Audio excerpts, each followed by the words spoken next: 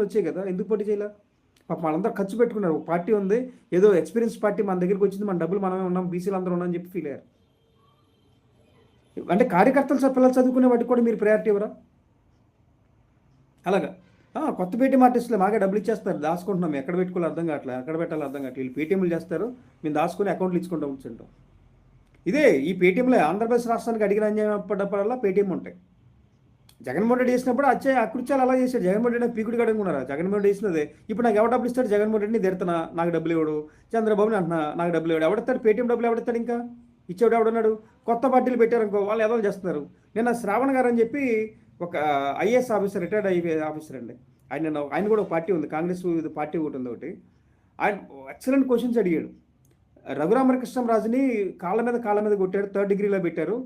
తెనాలిలో ఒక నలుగురు ఏదో చేశారని చెప్పి నడి రోడ్డు మీద పెట్టి వాళ్ళని కొట్టారు, కాకేళ్ళని కొట్టారు. మరి ఇది రాజ్యం